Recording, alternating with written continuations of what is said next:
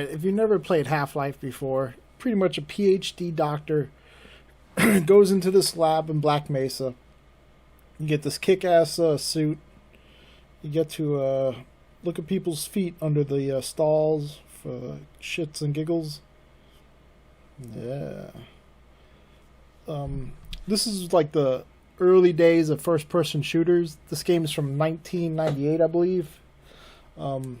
Probably the granddaddy of all first-person shooters when it comes to adding an actual story and having a story that actually makes sense and is like engaging and shit. Now you can get on side quests for $2. The guy who modded this also modded Quake 2 and is also working on the Brutal Doom, which hopefully I'm going to get once it comes out. So pretty much in Half-Life, you get your flashlight, you get your crowbar, pistol. It used to be an MP5, now it's like a AR with a grenade launcher under it. And so far I got the shotgun. I've only gotten to the blast pits. This is probably one of the only games that's on Quest, and it's a full like 6 hours plus to play. You know, you're actually getting this was a AAA game of the time, and you're actually getting a pretty decent story and really good combat with the monsters and with the aliens. Everything works really good. The aliens are all different from each other. There's little fucking dogs that shoot like a blast from their eyes. Head crabs always jumping on your fucking face. There's a lot of good jump scares. Bust open a crate, fucking head crabs in there. You're in the air ducts, and in the air ducts it gets real fucking creepy. There's a little bit of gore. It's not too much overdone, but it's fun. It's like, boom, that dude's fucking dead. The guy also redid the skins for some of the guns, and the guns look a lot better. You can also two-hand the shotgun and the long rifles, like the AR, and it does affect the accuracy. So shooting with one hand is possible, but when you two-hand the rifle and you're shooting probably 50 yards away, you can pop off headshots and shit like that. So far with all the gun mechanics, they work really well, and it's a lot of fun. The grenades are fucking tight. This is one of the few games in VR where once you get the hand grenade, and it takes about 5 grenade tosses to get the feel, but I'll throw a fucking grenade right in someone's lap. It's like the weirdest thing. When you get to those worms in the blast pit, fucking hold on to those grenades. I ran out and I had to restart a couple times. But the accuracy with the grenade is really cool. There were soldiers under me, and the soldiers will fucking toss grenades like it's running out of fucking style too, sons of bitches. I walked over a walkway, and they were down there just talking. Took a grenade, just dropped it right on them. It was so fucking great. I wish I got it. Kept the clip. But lots of good jump scares. Lots of little spooky shit like this where all of a sudden the ground falls out from under you and shit. Tons of like puzzles, but the puzzles aren't like mind-blowingly hard. Some of the walkway shit in VR is a little bit frustrating, like walking on a single pipe. Because the rooms all in the late 90s, all your video games with the graphics setup, all the rooms are fucking enormous. So in VR, when you get into the room with the giant propeller fan and shit, it's enormous. And it's like, I've fallen down a couple elevator shafts trying to grab the ladders. And there's definitely parts of the game in VR you're going to have to do like 5 or 6 times over. Because it's not easy. It's not easy. And that's what's good about it. It shouldn't be fucking easy.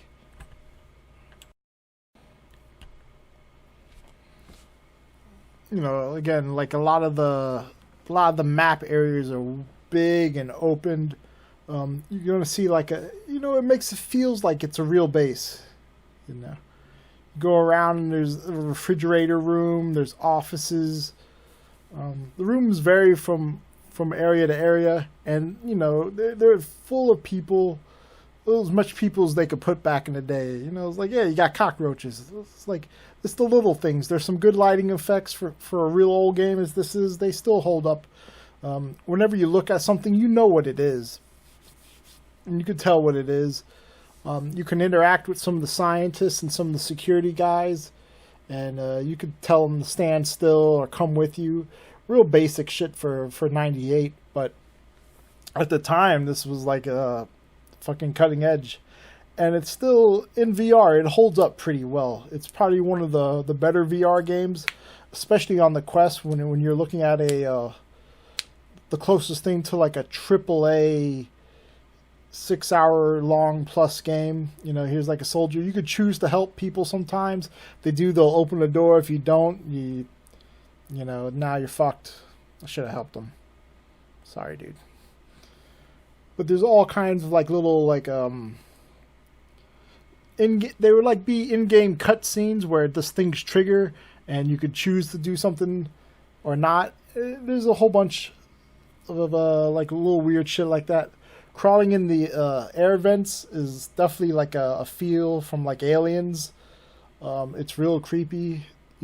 Every now and then there's head crabs in them, and they're hard to see, and sometimes they're waiting right around the corner and they fucking jump on you. And there's a lot of like great jump scares with some of the monsters coming through the fucking walls, coming out of the ceilings. I think some shit comes out of the ground, tries to get you. Once the soldiers show up, there's all different types of soldiers. If they get you cornered, they'll start like lobbing grenades at you like a motherfucker. They don't let up. And these fucking worms. These things had me. I had to fucking go and look up a walkthrough and remember how to beat these damn things. But in VR, these things feel fucking horribly large, and they're just hearing them fucking hit the metal constantly. It's so mind fucking. It's like, just leave me the hell alone. But it's also like the good thing about this old game is like you struggle with some parts, especially here with the goddamn fan. Sometimes getting on ladders can be a bitch, and sometimes hitting switches can be like, for some reason it can be just a motherfucker for whatever reason it is. But you know, you just keep practicing at it. You'll get over it. This part took me about maybe 5 or 6 times because I kept getting clipped by the fucking fan on the way up. There is a tutorial thing in the beginning of the game, which I did not do. I recommend you fucking doing it, because I played probably 3 hours in before I realized I wasn't even reloading my gun. I was just going, and I would shoot until the gun was empty, and I was like, oh shit, you can fucking reload. Not even thinking about it, because it's not that big of a deal, but you know, the tutorial does fucking help. And I really, because there's some real hard parts in this game that you're going to have to remember how to run and jump and then reach out and grab that ladder, because if you don't, you're going to be falling a lot. And then at the same time is like when you start to fall and shit and you look down, because the rooms are so fucking huge, like it just makes you kind of nauseous, but you're not like puking or anything too bad. But it gives you that real like depth to feel like, oh my god, now I'm falling fucking 30 flights of stairs, and you're gonna die horribly when you hit the bottom. You know, it's got its drawbacks like everything does, but for the closest thing to a AAA game, and it's only $2, I really recommend. This is probably one of the best games on Quest. Yeah, in all seriousness, I think games like this and Quake and hopefully Doom, if it was on their main store, people would be eating it up, you know. But you'll probably never see, you know, anything like that happen, so you gotta go to the side quest. But if I was to give the what I've played so far a real review, the story is decent. The weapons work really well so far. The puzzles aren't too hard. They're not like mind bending or anything like that. The platforming can be a little bit of a motherfucker. You're gonna die. You're definitely gonna die if this is the first time you've ever played Half-Life. Just expect it, so save a lot. Do the tutorial, and overall, I think the game is pretty solid all the way through. Some people might not like the end missions when you get into space. Once I get there, I'll record that. They're not the best, but they do the job. But I think the best part of the game is being in Black Mesa and dealing with all the shit you have to deal with. The game definitely picks up once the soldiers show up, and then once the soldiers show up, even more shit shows up from the aliens, and then it really gets fucking really good. But overall, I really give it a recommend. For $2, it's definitely worth a buy, especially if you want a real long, 6-hour plus game on the Quest. All right.